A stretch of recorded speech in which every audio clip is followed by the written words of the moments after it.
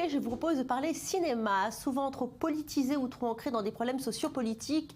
Le cinéma israélien connaît un succès mitigé en France. C'est souvent difficile de trouver un juste équilibre, mais le succès du dernier film de Nadav Lapid, Journal d'un photographe de mariage, montre que le cinéma israélien n'a pas dit son dernier mot. Ariel Siboni, bonjour. Alors qu'est-ce qu'il a de particulier, ce cinéaste dont tout le monde parle en France ? Alors, réalisateur et écrivain, il est né à Tel Aviv.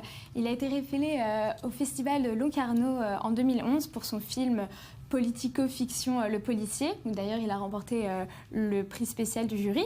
Puis avec L'Institutrice, une coproduction israélo-française qui fait sensation au festival de Cannes en 2014. Il reçoit plus de 20 prix pour chaque film. Et il signe à présent donc son dernier film, Le Journal d'un photographe de mariage, qui a été sélectionné au Festival de Cannes l'an dernier, où il était d'ailleurs membre du jury. À noter qu'il est aussi écrivain, puisqu'il publie dans son corps en plusieurs langues, donc c'est vraiment un personnage assez éclectique. Et donc ce nouveau film parle de... C'est une histoire assez atypique, c'est un photographe qui s'approprie les mariés, qui est le photographe. On va regarder tout de suite un petit extrait. Dans quelques instants, en tout cas. Alors justement, on a de la chance parce que Nadav Lapid est là avec nous sur ce plateau. Bonjour, bienvenue. Alors tout d'abord, un film aussi court, pourquoi en général les cinéastes aiment les longs métrages ? Oui, c'est vrai. En fait, je suis entre deux longs métrages. Il y avait mon dernier long métrage, L'Institutrice, et les nouveaux, les suivants, que je vais tourner à Paris cet automne. Et du coup, il y avait cet épisode de ma vie privée. Moi-même, je travaillais en tant que photographe de mariage. Et quand j'ai fait mes études de cinéma, je pense que j'ai filmé à l'époque à peu près 700 mariages. Ouais. C'est une institution, les mariages ici en Israël. C'est une institution mythologique, et sensationnelle, et extravagante. C'est des grosses productions hollywoodiennes. Hein. C'est des énormes productions et surtout, je pense que c'est pour les mariés et les mariées, c'est censé être les plus beaux jours de la vie. Et ce concept plus beau jour de la vie, évidemment, fait naître toutes sortes de miracles et de déceptions à la fois. Ce qui est intéressant, c'est qu'il reprend des figures ou des institutions pour démythifier un peu et à travers ça donner une sorte de satire latente de la société israélienne. On peut dire une vraie critique. En tout cas, vous adorez la France. Qu'est-ce qu'il y a de plus en France que vous ne trouvez pas ici en Israël ? Vous allez me parler de la pâtisserie française, de la gastronomie à la française.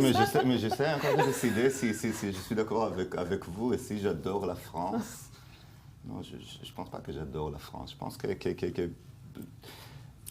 à l'âge de 22 ans, 23 ans, je pense que peut-être j'ai adoré la France. Quand j'avais 7 ans, j'ai adoré Napoléon Bonaparte. Donc peut-être à l'époque, j'ai adoré la France. Et à l'âge de 22 ans, je voulais me transformer en français. Et c'était mon plus grand... Je ne peux pas dire aujourd'hui. Et comment on fait pour se transformer en français quand on est israélien ? C'est justement le sujet de mon prochain film, en fait. C'est cette tentative désespérée, impossible de se transformer en français. Mais aujourd'hui, je ne peux pas dire que j'adore la France, mais je pense que du point de vue du cinéma, Paris, c'est quand même une sorte de Hollywood, encore pour des réalisateurs comme moi-même. Donc je pense qu'en France, j'ai l'impression de me rendre compte de l'existence de toutes sortes de voix qui deviennent de plus en plus malheureusement rares dans le cinéma mondial. Elle nous le disait tout à l'heure, Ariel, un regard critique, en tous les cas, sur Israël. Pourquoi ? Je pense que d'abord... c'est un peu une obligation pour chaque être humain, et aussi évidemment pour quelqu'un qui essaie de créer quelque chose, d'avoir honte de votre propre pays. Je pense que c'est une position saine, que la position saine n'est pas aimer votre pays ou adorer, ou au moins avoir des relations ambiguës envers votre pays. Après, c'est pas comme s'il y a des choses qui manquent à critiquer en Israël. Ouais. Je pense que c'est... En tous les cas, vous vous considérez comme un cinéaste engagé. Quel combat ? Oui, je suis engagé, mais je ne peux pas dire que je fais du cinéma politique dans le sens, je pense, étroit et basique du terme. Je pense que disons que mes opinions politiques sont très claire, peut-être pas très surprenante pour un réalisateur israélien, très à gauche, etc. Je pense que mes films sont beaucoup plus ambigus. Mais disons que j'essaie, je pense, de sonder, de regarder de près, comme une sorte de recherche existentielle sur ces pays dans lesquels je vis. Merci beaucoup, Nadav, d'être venu nous voir aujourd'hui. On va passer maintenant à notre séquence sport avec vous, Samuel Calvo.